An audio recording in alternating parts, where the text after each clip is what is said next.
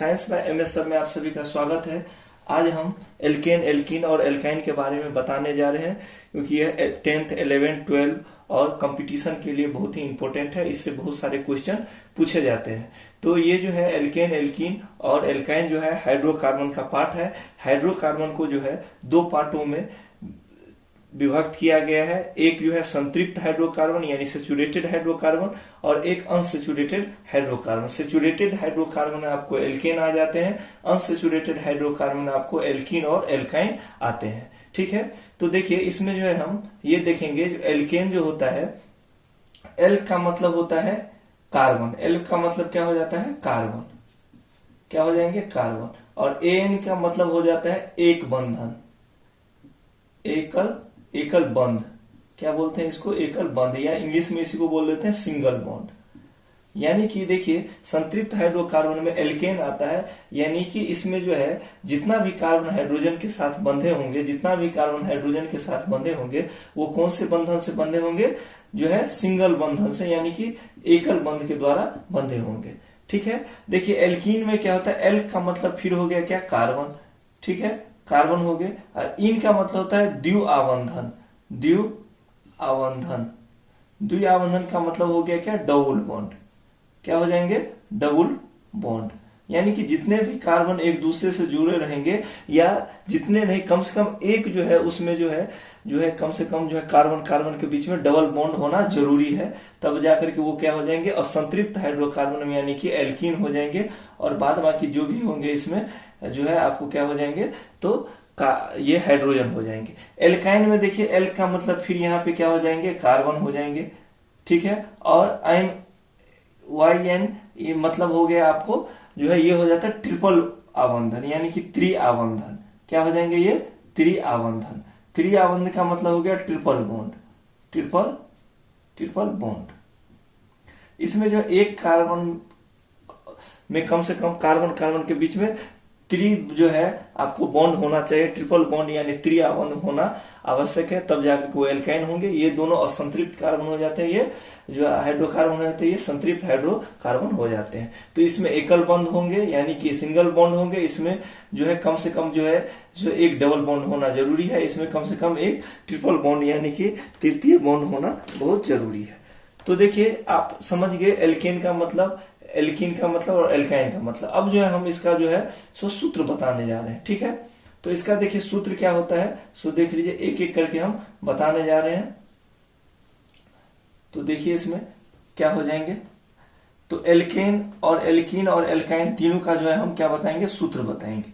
ठीक है, तो देखिए तीनों का सूत्र क्या हो जाएंगे। तो तीनों का जो है सूत्र जो हो जाएंगे, तो सूत्र देखिए इसका जो हो जाएंगे CnH2n+2।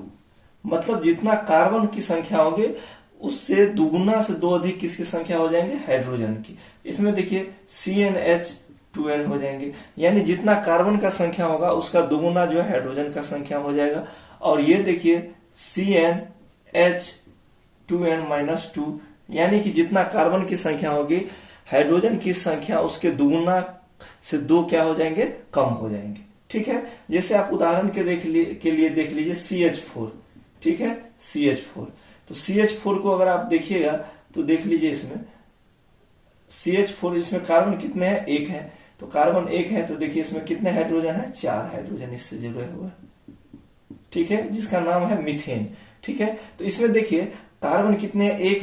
एक है, तो कार्बन एक हो गया, एन का मान एक हो गया। हाइड्रोजन कितना होना चाहिए? तो एन का मान एक है, तो दो एक का 2 और +2 4 होना चाहिए। देखिए हाइड्रोजन 4 है, यानी दो गुना से दो अधिक क्या होना चाहिए? हाइड्रोजन होना चाहिए, जितना जो है कार्बन की संख्या। यहाँ पे देखिए हम इसमें जो है C2 और देखिए H कितना लेंगे। अगर C हम इसमें 2 लेंगे तो हाइड्रोजन कितने हो जाएंगे? उसके दुगुना यानी कि 4 हो जाएंगे। यानी कि देखिए कार्बन और कार्बन के बीच में कितने हो जाएंगे? सो आप देख लीजिए कितने हो गए।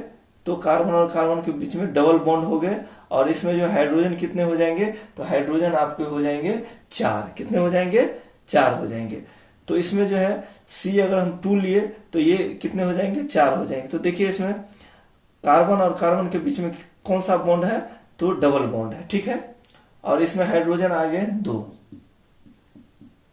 तो देखिए क्या 2 1 3 हाइड्रोजन का हुआ, कार्बन का पूरा हुआ, कार्बन को जो है 4 के साथ जुड़ा रहना चाहिए, तो 2 2 4 2 2 4 देखिए हो गए। अब जो है इसमें जो है कार्बन जितने लेंगे, 2 अगर कार्बन ले रहे हैं तो हाइड्रोजन कितना होना है, दुगुना से 2 कम, तो 2 दूना 4 और 2 कम कर दीजिए तो कितना हो जाएंगे, 2 हो जाएंगे।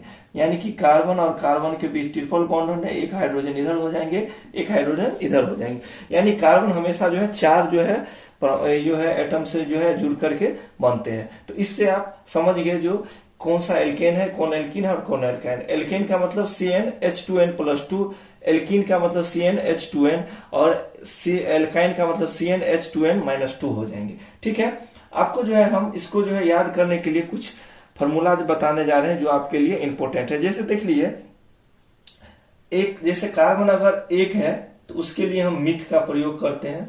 किसका करते हैं, मिथ का। इसको बोला जाता है आपको रूट वर्ड। क्या बोला जाता है, रूट वर्ड या वर्ड रूट।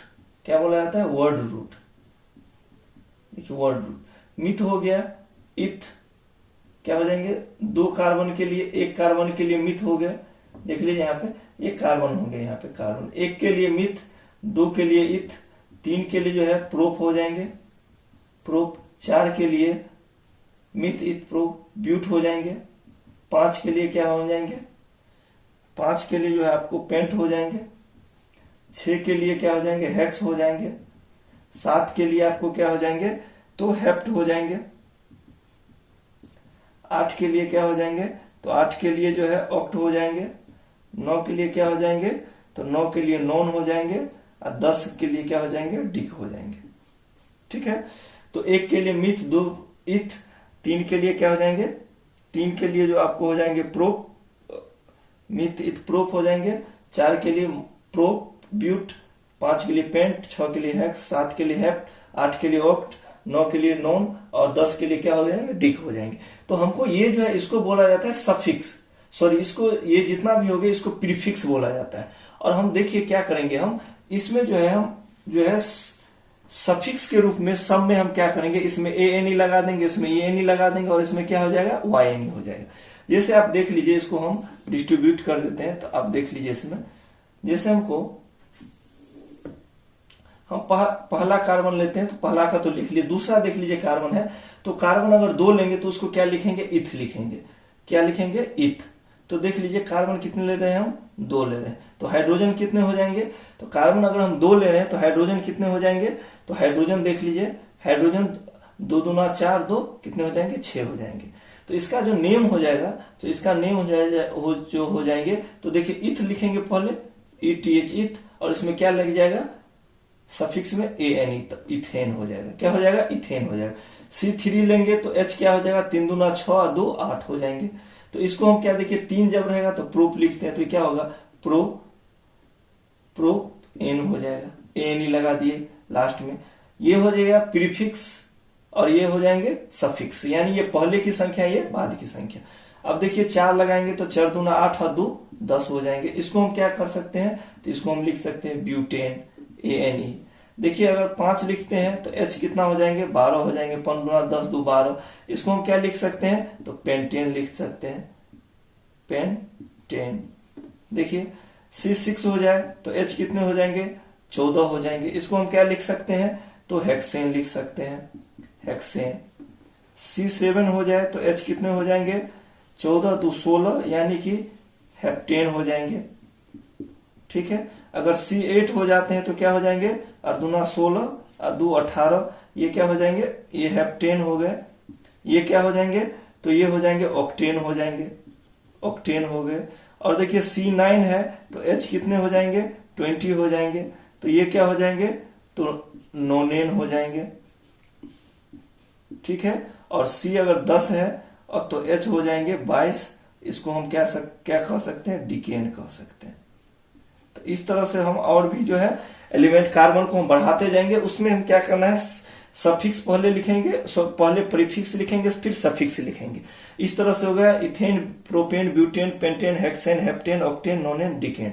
इस तरह का अगर हमको कार्बन दिया रहेगा तो उसके 2 अधिक अगर हाइड्रोजन की संख्या दी हुई है तो वो क्या हो जाएंगे, तो वो उसके एल्केन के सूत्र हो जाएंगे। ठीक इसी तरह से अगर आप देख लीजिए 2 है, यहाँ C3 रहे तो H हम कितना लिख सकते हैं, तो C अगर 3 है तो H दुगुना हो जाएगा, कितना 6, इसको हम क्या लिख सकते हैं, तो इसमें भी देखिए 3 के लिए क्या है, प्रोप है, तो पहले आप प्रोपी लिख दिए, प्रोप लिख दीजिए प्रीफिक्स में, सफिक्स में ई हो जाएगा तो प्रोपीन हो जाएगा।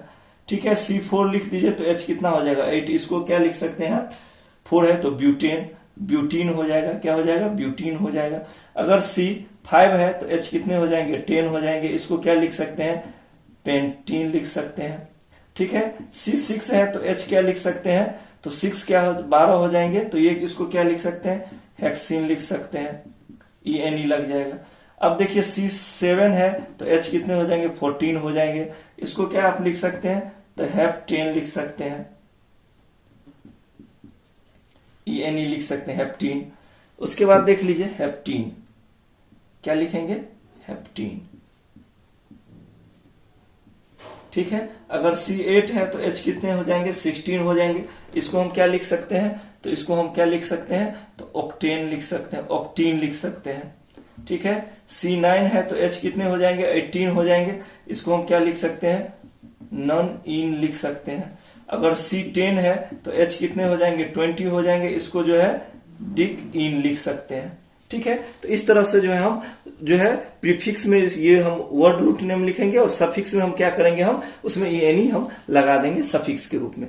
अब आ जाइए एल्काइन में, तो एल्काइन में देखिए इसमें जो है 2 ले लिया गया है, C अगर हम 3 लेते हैं तो H कितने हो जाएंगे, तो 2 गुना से 2 कम, तो C3 है तो 3 दूना 6 में से 2 चला जाएगा तो कितना हो जाएगा, 6 में से 2 चला जाएगा तो कितने बच जाएंगे, 4 हो जाएंगे।